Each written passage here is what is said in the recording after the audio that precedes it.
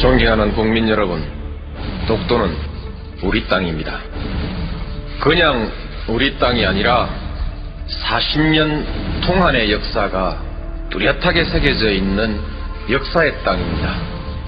독도는 일본의 한반도 침탈 과정에서 가장 먼저 병탄되었던 우리 땅입니다.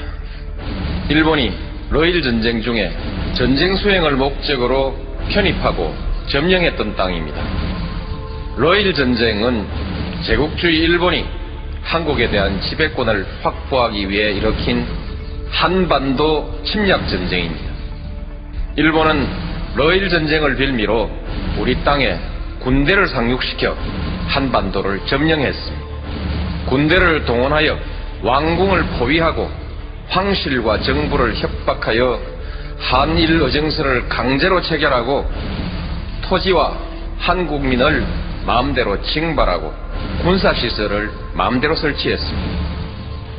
우리 국토 일부에서 일방적으로 군정을 실시하고 나중에는 재정권과 외교권마저 박탈하여 우리의 주권을 유린했습니다. 일본은 이런 와중에 독도를 자국 영토로 편입하고 망루와 전선을 가설하여 전쟁에 이용했던 것입니다. 그리고 한반도에 대한 군사적 점령 상태를 계속하면서 국권을 박탈하고 식민지 지배권을 확보했습니다. 지금 일본이 독도에 대한 권리를 주장하는 것은 제국주의 침략 전쟁에 의한 점령지의 권리, 나아가서는 과거 식민지 영토권을 주장하는 것입니다. 이것은 한국의 완전한 해방과 독립을 부정하는 행위입니다. 또한 과거 일본이 저지른 침략전쟁과 학살, 40년간에 걸친 수탈과 고문, 투옥, 강제징용, 심지어 위안부까지 동원했던 그 범죄의 역사에 대한 정당성을 주장하는 행위입니다. 우리는 결코 이것을 용납할 수가 없습니다. 우리 국민에게 독도는 완전한 주권 회복의 상징입니다.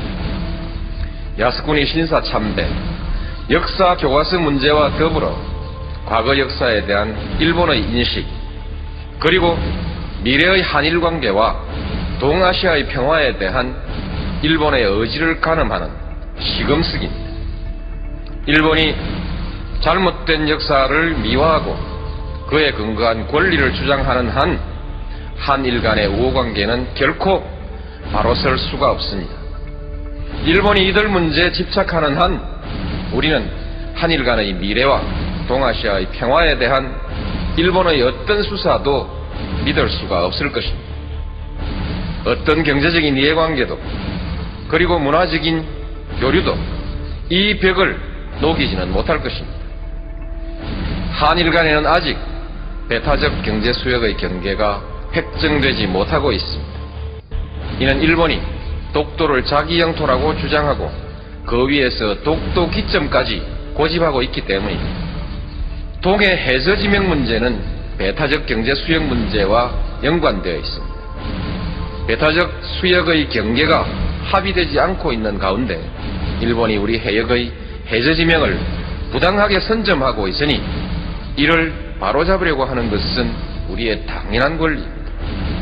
따라서 일본이 동해 해저 지명 문제에 대한 부당한 주장을 포기하지 않는 한, 그리고 배타적 경제 수역에 관한 문제도 더 미룰 수 없는 문제가 되었고 결국 독도 문제도 더 이상 조용한 대응으로 관리할 수 없는 문제가 되었습니다. 독도를 분쟁 지역화하려는 일본의 의도를 우려하는 견해가 없지는 않으나 우리에게 독도는 단순히 조그만 섬에 대한 영유권의 문제가 아니라 일본과의 관계에서 잘못된 역사의 청산과 완전한 주권 확립을 상징하는 문제입니다. 공개적으로 당당하게 대처해 나가야 할 일입니다. 존경하는 국민 여러분, 이제 정부는 독도 문제에 대한 대응 방침을 전면 재검토하겠습니다. 독도 문제를 일본의 역사 교과서 왜곡, 야스쿠니 신사 참배 문제와 더불어 한일 양국의 과거사 청산과 역사인식, 자주 독립의 역사와 주권 수호의 차원에서 정면으로 다루어 나가겠습니다. 물리적인 도발에 대해서는 강력하고 단호하게 대응해 나갈 것입니다. 세계 여론과 일본 국민에게 일본 정부의 부당한 처사를 끊임없이 고발해 나갈 것입니다. 일본 정부가 잘못을 바로잡을 때까지 전 국가적 역량과 외교적 자원을 모두 동원하여 지속적으로 노력해 나갈 것입니다. 그 밖에도 필요한 모든 일을 다 할 것입니다. 어떤 비용과 희생이 따르더라도 결코 포기하거나 타협할 수 없는 문제이기 때문입니다.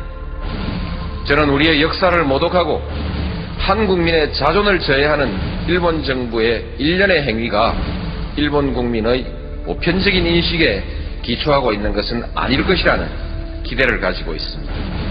한일 간의 우호관계, 나아가서는 동아시아의 평화를 위태롭게 하는 행위가 결코 옳은 일도 그리고 일본에게 이로운 일도 아니라는 사실을 일본 국민들도 잘 알고 있을 것이기 때문입니다. 우리가 감정적 대응을 자제하고 냉정하게 대응해야 하는 이유도 여기에 있습니다. 일본 국민과 지도자들에게 간곡히 당부합니다. 우리는 더 이상 새로운 사과를 요구하지 않습니다. 이미 누차 행한 사과에 부합하는 행동을 요구할 뿐입니다. 잘못된 역사를 미화하거나 정당화하는 행위로 한국의 주권과 국민적 자존심을 모욕하는 행위를 중지해 달라는 것입니다. 한국에 대한 특별한 대우를 요구하는 것이 아니라 국제사회의 보편적인 가치와 기준에 맞는 행동을 요구하는 것입니다. 역사의 진실과 인류사회의 양심 앞에 솔직하고 겸허해지기를 바라는 것입니다. 일본이 이웃나라에 대해서 나아가서는 국제사회에 이 기준으로 행동할 때 비로소 일본은 그 경제의 크기에 알맞는 성숙한 나라, 나아가서는 국제사회에서 주도적인 역할을 할 수 있는 국가로 서게 될 것입니다. 국민 여러분, 우리는 식민 지배의 아픈 역사에도 불구하고 일본과 설린 우호의 역사를 새로 쓰기 위해서 부단히 노력해왔습니다. 양국은 민주주의와 시장경제라는 공통의 지향 속에 보혜와 평등, 평화와 번영이라는 목표를 향해 전진해왔고 또 큰 관계 발전을 이루었습니다. 이제 양국은 공통의 지향과 목표를 항구적으로 지속하기 위해서 더욱더 노력해야 합니다. 양국 관계를 뛰어넘어 동북아시아의 평화와 번영, 나아가서 세계의 평화와 번영에 함께 이바지해야 합니다.